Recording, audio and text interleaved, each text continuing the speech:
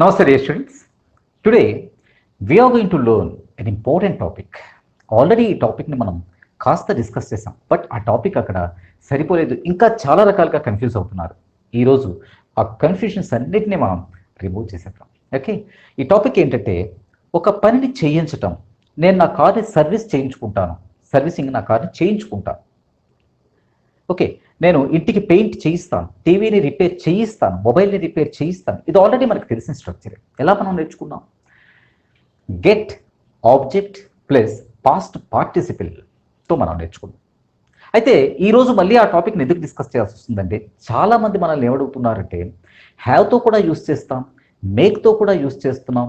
అది ఎలా కరెక్ట్గా అసలు ఈ హ్యావ్తో యూస్ చేయాలా, గెట్తో యూస్ చేయాలా, మేక్తో యూస్ చేయాలా, అలాగే టు ఇన్ఫినిటివ్ వస్తుంది, బేర్ ఇన్ఫినిటివ్ వస్తుంది, at the same time past participle వస్తుంది. ఏంటి సార్ ఈ స్ట్రక్చర్స్ అన్నీ చాలామంది అడుగుతున్న దానికి కంప్లీట్గా అసలు వీటిని ఎలా వాడాలి, ఎన్ని రకాల స్ట్రక్చర్స్ ఉన్నాయి అన్నింటినీ ఈరోజు డిస్కస్ చేద్దాం. ఓకే, ఎలా చెప్పినా ఇది ఒకటే అవుతుంది. ఆల్రెడీ మనం నేర్చుకున్నది ఏంటి? Get, object plus past participle. ఇది మన ప్రీవియస్ లెసన్స్లో నేర్చుకున్నాం. సపోజ్ నేను నా కార్ని సర్వీస్ చేయిస్తాను అంటే వీ డోంట్ డూ ఇట్ అవర్సెల్వ్స్. మనం దానిని మనంతట మనంగా చేయం. We appoint someone to do that work, we pay someone to do that work. మనం ఎవరికో పే చేస్తాం, ఇంకోళ్ళ ద్వారా ఆ పని చేయించుకుంటాం. ఇదే కదా మనకు స్ట్రక్చర్. ఓకే, దీని స్ట్రక్చర్ ఏంటి? Subject plus get plus get ఏ టెన్స్ అయినా. ఏ టెన్స్ అంటే అది ప్రెజెంట్లో చెప్పినా, కంటిన్యూస్లో చెప్పినా, పర్ఫెక్ట్లో చెప్పినా, ఫ్యూచర్లో చెప్పినా, ఏ టెన్స్ అయినా get, got. Okay, got, getting, ఇట్లా విల్ గెట్, ఇలా. Okay, subject get any tense plus object plus past participle structure. అంతే కదా. సో ఈ స్ట్రక్చర్లో మనం ఎలా నేర్చుకున్నాం? ఫర్ ఎగ్జాంపుల్, నేను కార్ని సర్వీస్ చేయిస్తాను, ఇది రెగ్యులర్ యాక్షన్ అంటే ఎప్పుడు చేయిస్తుంటాను. So I get my car serviced. పాస్ట్లో అయితే I got my car serviced. ఫ్యూచర్లో అయితే I will get my car serviced next day or tomorrow, next month ఏదో. ఓకే, అలాగే ఇప్పుడు కార్ని సర్వీస్ చేయిస్తూ ఉన్నాను, I'm getting my car serviced. ఇది యాక్చువల్లీ స్ట్రక్చర్. అయితే చాలామందికి వస్తున్నటువంటి డౌట్ ఏంటంటే దీన్ని గెట్టే కాకుండా హ్యావ్తో కూడా చెప్పాలి, మేక్తో కూడా చెప్తున్నారు, కొన్నిసార్లు టు ఇన్ఫినిటివ్ వాడుతున్నారు, కొన్నిసార్లు బేర్ ఇన్ఫినిటివ్ వాడుతున్నారు, and sometimes past participle use చేస్తున్నారు. ఇది ఎలా అనేది ఈరోజు మనం డిస్కస్ చేద్దాం. ఓకే, సో ఫస్ట్ ఇవి చెప్పడానికి మనం హ్యావ్ని యూజ్ చేస్తాం, మేక్ని యూజ్ చేస్తాం, గెట్ని యూజ్ చేస్తాం. వీటిని కాజిటివ్ వర్బ్స్ అంటారు. అంటే ఒకరి చేత ఒక పనిని చేయించడం. ఓకే, మనం తెలుగులో వచ్చేసరికి చేయించటం, తినిపించాను, రిపేర్ చేయించాను. కానీ ఇక్కడ ఈ రెండు చేయించాలకి తేడా ఉంది. తినిపించాను అంటే మనమే చేసాం ఈ పని, రిపేర్ చేయించాను మనం చేయలేదు, వేరెవరితో చేయించాం. చూడండి, చేయించాను, తినిపించాను, రెండిటికి చాను చాను అని వచ్చిన, ఒకటి మనం వేరొకరితో చేయించిన పని, ఒకటి మనమే చేసిన పని. సపోజ్ నేను బాబుకి తినిపించాను అని చెప్పాల్సి వచ్చింది అనుకోండి, ఇక్కడ మనం ఈ స్ట్రక్చర్ వాడాల్సిన అవసరం లేదు. ఐ ఫెడ్ అంటే సరిపోతుంది. ఆమె తినిపించింది, షీ ఫెడ్. అంతేగాని she got her baby fed ఇలాంటి మాటలు మనం యూజ్ చేయాల్సిన అవసరం లేదు. She fed. అతను నేర్పించాడు, హీ థాట్ హిమ్ అంటే సరిపోతుంది. అతనికి నేర్పించాడు అని అర్థం వస్తుంది. అంటే చాడు అని ఉన్నంత మాత్రాన మనం ప్రతిసారి ఈ స్ట్రక్చర్ని తీసుకోవాల్సిన అవసరం లేదు. మనం ఎవరికైనా అపాయింట్ చేసినప్పుడు సహజంగా ఈ స్ట్రక్చర్ని యూజ్ చేస్తాం. ఇందులో హ్యావ్, మేక్, గెట్ మూడింటితో ఎలాంటి స్ట్రక్చర్స్ వస్తాయో చూద్దాం. ఫస్ట్ హ్యావ్తో వచ్చేటటువంటి స్ట్రక్చర్ని చూద్దాం. హ్యావ్తో వచ్చేటటువంటి structure number 1, subject plus have any tense. అంటే హ్యావ్, హ్యాడ్, విల్ హ్యావ్, ఇలాగా ఏ టెన్స్ అయినా పర్లేదు. Subject plus have plus object plus base form. ఈ హ్యావ్తో ఫస్ట్ స్ట్రక్చర్ ఎలా వస్తుందంటే సబ్జెక్ట్ ప్లస్ హ్యావ్ ఏ టెన్స్ అయినా, అంటే హ్యావ్, హ్యాడ్, విల్ హ్యావ్, ఇలా ఏ టెన్స్ అయినా.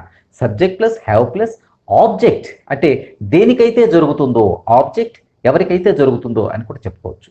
Object plus base form. Base form అంటే డూ, ఈట్, అంటే టూ ఉండదు దీనికి. Okay, base form do, eat, play ఇలాగే ఉంటుంది.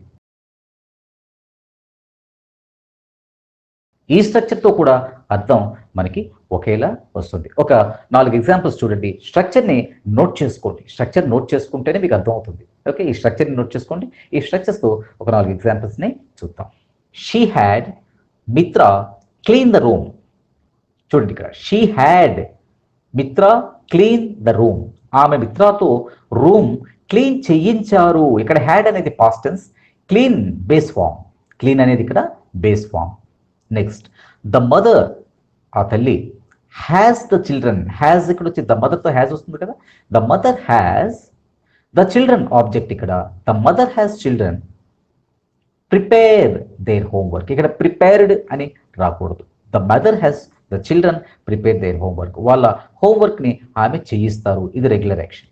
అలా కాకుండా చేయించారు అనే పాస్ట్ యాక్షన్ చెప్పాలనుకోండి, అప్పుడు the mother had the children prepare their homework, లేకపోతే డూ దేర్ హోంవర్క్, ఏదైనా పర్వాలేదు. Prepare their homework or do there homework. ఆ తల్లి తన పిల్లలతో హోంవర్క్ చేయించారు. ఇది పాస్ట్. ఇక్కడ మనం జాగ్రత్తగా గమనించాల్సింది ఏంటంటే బేస్ ఫామ్నే యూజ్ చేయాలి. ఇక్కడ టు ఇన్ఫినిటివ్ కానీ పాస్ట్ పార్టిసిపిల్ కానీ యూజ్ చేయరు. హ్యావ్తో చెప్పేటటువంటి ఫస్ట్ స్ట్రక్చర్లో బేస్ ఫామ్ని మాత్రమే యూజ్ చేస్తారు. టు ఇన్ఫినిటివ్ కానీ పాస్ట్ పార్టిసిపిల్ కానీ యూజ్ చెయ్యరు. నేను రిపీటెడ్గా చెప్తుంటాను, బికాస్ మీ బుర్రలో అది ఫిక్స్ అయిపోవాలి, స్టాంప్ అయిపోవాలనే ఉద్దేశంతో.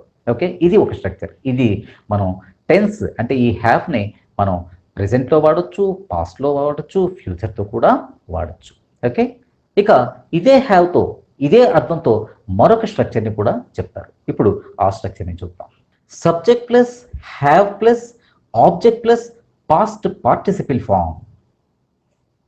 చూసారా, సబ్జెక్ట్ ప్లస్ హ్యావ్ కానీ హ్యాడ్ కానీ విల్ హ్యావ్ కానీ ఏదైనా subject plus have plus object plus past participle. ఇందాక చెప్పినది ఏంటి?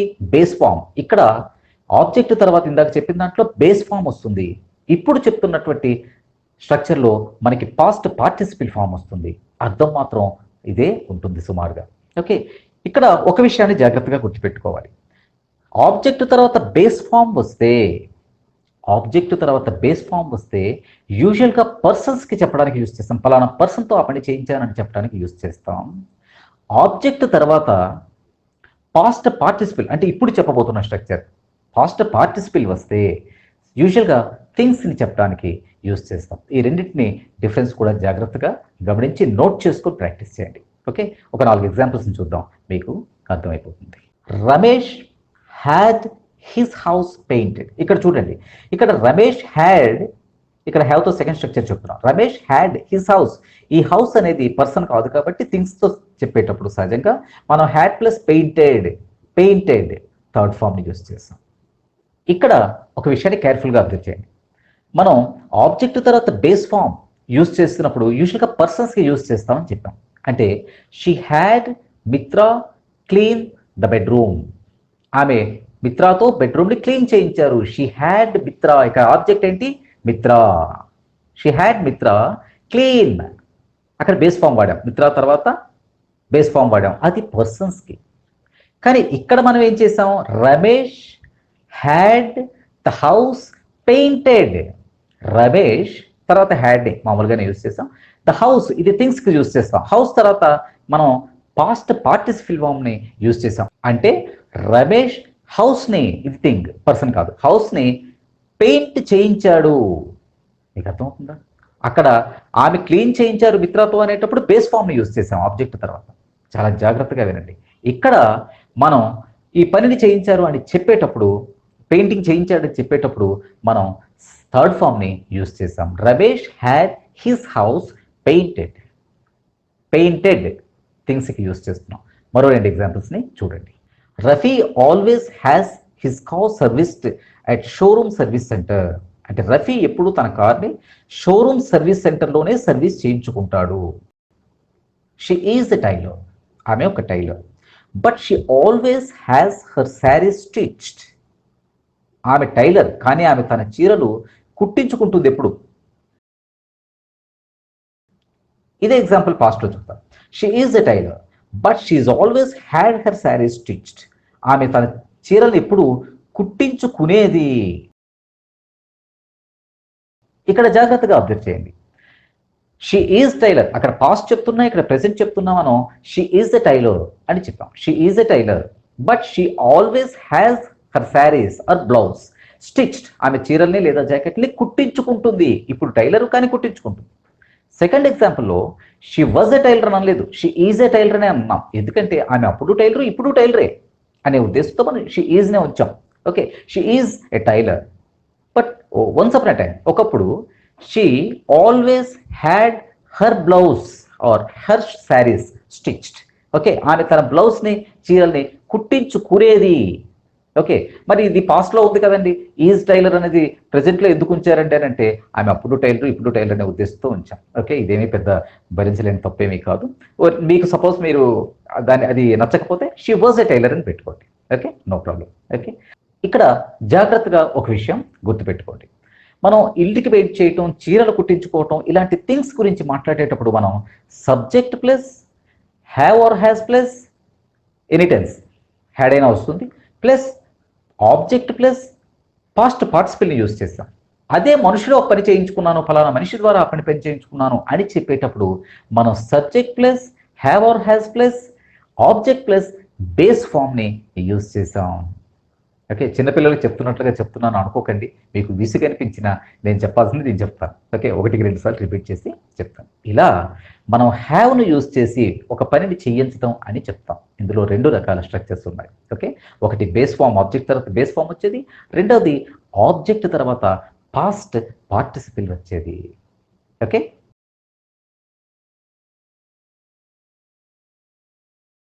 ఇక ఇదే స్ట్రక్చర్ని మనం గెట్తో కూడా చెప్పొచ్చు.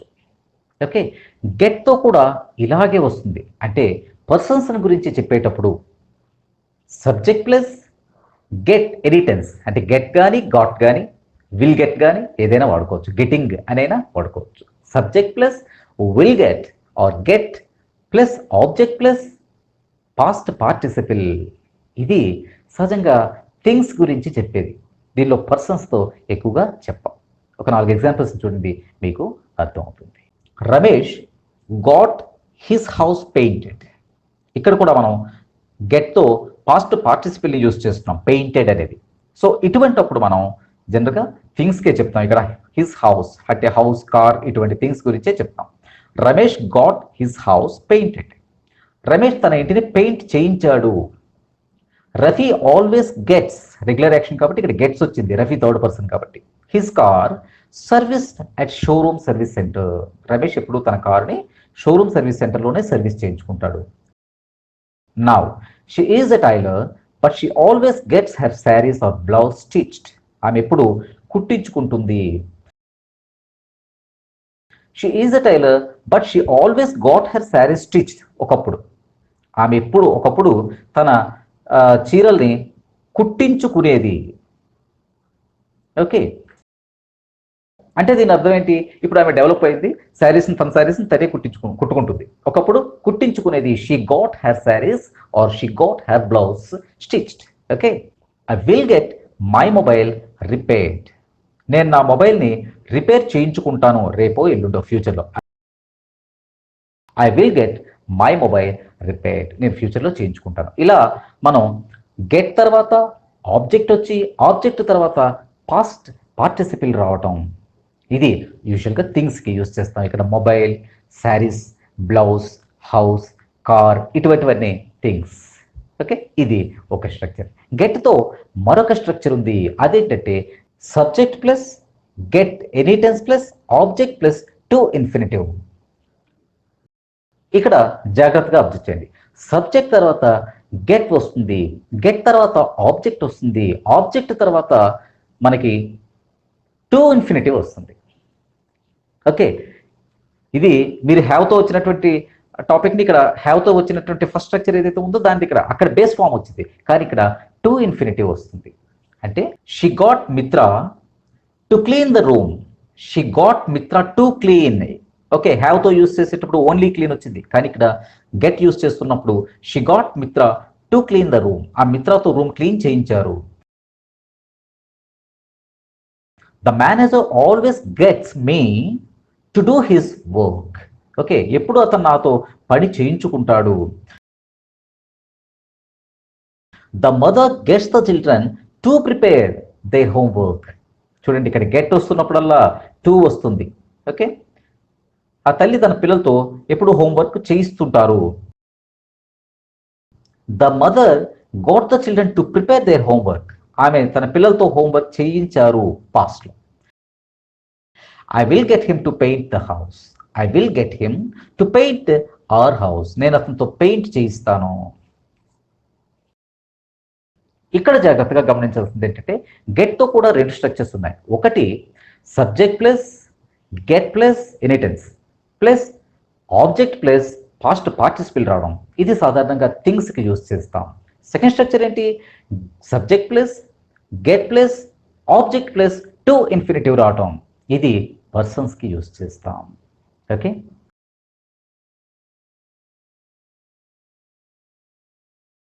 ఇక హ్యావ్తో రెండు స్ట్రక్చర్స్ చూసాం, గెట్తో రెండు స్ట్రక్చర్స్ చూసాం.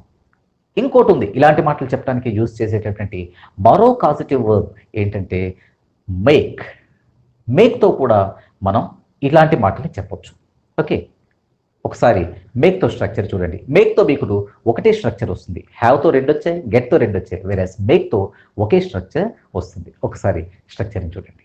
సబ్జెక్ట్ ప్లస్ మేక్ ఎనీటెన్స్ అంటే make, made, making, will make. ఇలా subject plus make plus object plus base form of verb. Subject plus make, made, making, will make ఏ టెన్స్ అయినా వాడచ్చు. Subject plus make plus object plus base form of verb అంటే to అదేం రాకుండా play, eat ఇలా వస్తుంది. Okay, మరి చిన్నపిల్లలకి చెప్తున్నాను అది చెప్తున్నట్లుగా ఉన్నట్టుంది సార్, అలా మీరు చెప్తున్నారని మాత్రం ఫీల్ అవ్వకండి. నిజానికి ఇక ఇలాంటి మాటల్ని ఎలా చెప్పాలి? గెట్ యూజ్ చేసి చెప్తుంటారు, హ్యావ్తో చెప్తుంటారు, హ్యాడ్తో చెప్తుంటారు, మేక్తో చెప్తుంటారు, మేడ్తో చెప్తుంటారు. ఇవన్నీ ఏంటి సార్, ఎలా చెప్పాలి అనే దానికి నేను చెప్తున్నానండి. హ్యావ్తో రెండు రకాలు, గెట్తో రెండు రకాలు, అండ్ ఇప్పుడు మేక్తో ఒకటే రకం. అది ఆబ్జెక్ట్ తర్వాత బేస్ ఫామ్ రావటం ఒకటే. ఒక 4 ఎగ్జాంపుల్స్ చూడండి, మీకే అర్థమవుతుంది. షీ మేడ్ మిత్ర క్లీన్ ద రూమ్. ఇక్కడ మేక్ కి పాస్ట్ టెన్స్. మేడ్ మిత్ర క్లీన్ ద రూమ్. ఆమె మిత్రతో రూమ్ క్లీన్ చేయరు. She made him beat the children. ఆమె అతనితో పిల్లల్ని కొట్టించింది. షీ మేడ్ హిమ్ కొట్టేటట్టు చేసింది అనమాట. She made him beat the children. ఇక్కడ చూడండి, బీట్, క్లీన్ ఇలా బేస్ ఫామ్ వస్తున్నాయి. అంతేగాని ఇక్కడ మేక్, మేడ్లు యూజ్ చేసేటప్పుడు టు బీట్, టు క్లీన్ అని అనకూడదు. The manager always makes me do his work. Manager ఎప్పుడు నాతో పని చేయించుకుంటాడు. I made him wash my car. I made him wash my car. నేను అతనితో కారు కడిగించుకున్నాను. She makes me laugh whenever I'm dull. నేను ఎప్పుడైనా డల్గా ఉండేటప్పుడు నన్ను నవ్విస్తూ ఉంటుంది. నేను ఎప్పుడైనా డల్గా ఉండేటప్పుడు ఆమె నన్ను నవ్విస్తుంది. She makes s form she కాబట్టి ఆమె ఎప్పుడు రెగ్యులర్గా చేసే పని కాబట్టి she makes me object. She makes me laugh base form of verb. She makes me laugh whenever I'm down. నేను ఎప్పుడైనా కొంచెం కష్టంగా బాధగా ఉన్నప్పుడు షీ మేక్స్ మీ లాఫ్.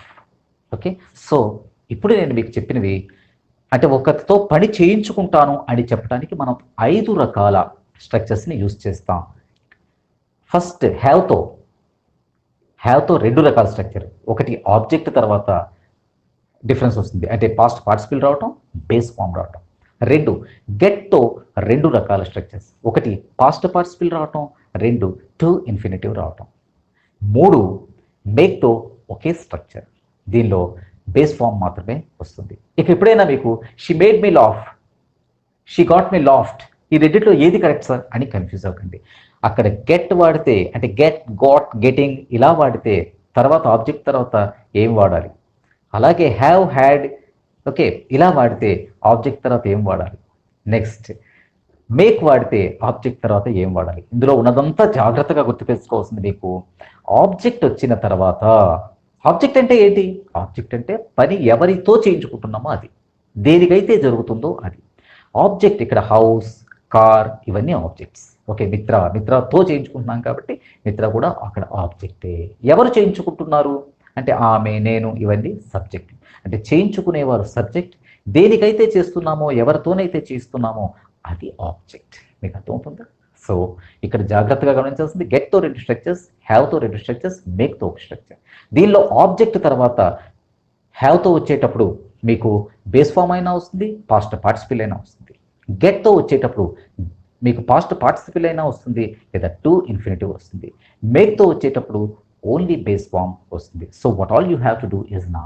ఇప్పుడు ఏం చేయాలి మీరు అంటే ఒక సెంటెన్స్ని తీసుకోండి. అంటే నేను చేయించాను, నేను కడిగించాను, నేను రిపేర్ చేయించాను అనేది ఒకటి తీసుకొని హ్యావ్తో చెప్పండి. హ్యావ్తో 2 స్ట్రక్చర్స్తో చెప్పండి. నిజానికి హ్యావ్తో ఒక స్ట్రక్చర్ థింగ్స్కి చెప్తారు, ఒక స్ట్రక్చర్ పర్సన్స్కి చెప్తారు. అలాగే గెట్తో కూడా ఒక స్ట్రక్చర్ థింగ్స్కి చెప్తారు, ఒక స్ట్రక్చర్ థింగ్స్కి పర్సన్స్కి చెప్తారు. ద సేమ్ టైం మీరు మేక్తో కూడా చెప్పండి. అంటే ఒకటి తీసుకొని మీరు హ్యావ్తో చెప్పండి, గెట్తో చెప్పండి, మేక్తో చెప్పండి. ఇలా ఒక 5-6 ఎగ్జాంపుల్ మీరు ప్రిపేర్ చేస్తే ఆబ్జెక్ట్ తర్వాత ఎక్కడ పాస్ట్ పార్టిసిపిల్ వస్తుంది, ఎక్కడ టు ఇన్ఫినిటివ్ వస్తుంది, ఎక్కడ బేస్ ఫామ్ వస్తుంది అనేది తెలుస్తుంది. ఓకే, లెసన్ అర్థమయ్యేటట్టుగా చెప్పానే అని అనుకున్నాను. ఓకే, అంటే చాలా వరకు క్లియర్గా మీకు నోట్స్ ఇస్తూ చెప్తున్నాను. సో నోట్స్ నోట్ చేసుకోండి, అర్థమయ్యేటట్టు. చిన్న చిన్న డిఫరెన్స్, ఆబ్జెక్ట్ తర్వాత వచ్చేవే డిఫరెన్సెస్. దీంతో కరెక్ట్గా దీన్ని ఎలా యూజ్ చేయాలి, ఇక్కడ మీకు గెట్ వచ్చినా పర్లేదు, హ్యావ్ వచ్చినా పర్లేదు, మేక్ వచ్చినా పర్లేదు, అది కరెక్ట్గా టు ఇన్ఫినిటివ్ వాడాలా, బేస్ ఫామ్ వాడాలా, అండ్ పాస్ట్ పార్టిసిపిల్ వాడాలా, ఇంతవరకే మనకు అవసరం. సో చక్కగా ప్రాక్టీస్ చేయండి, ఎగ్జాంపుల్స్ చేయండి. ఒక 10-15 చేయించాను అనేటటువంటి 10-15 పనులు తీసుకొని అన్నింటితో రాయండి. ఆటోమేటిక్గా మీకు అర్థమైపోతుంది. ఇంకా ఎవరిని సార్ ఇది గందరగోళంగా ఉంది అనేటటువంటి కన్ఫ్యూషన్ రాదు. Okay, thank you very much my dear students. ఈ వీడియో మీకు నచ్చితే లైక్ చేయండి, షేర్ చేయండి మరియు వీడియో దిగువ సబ్స్క్రైబ్ బటన్ పై క్లిక్ చేసి సబ్స్క్రైబ్ చేయండి. మరిన్ని వీడియోలు పొందండి.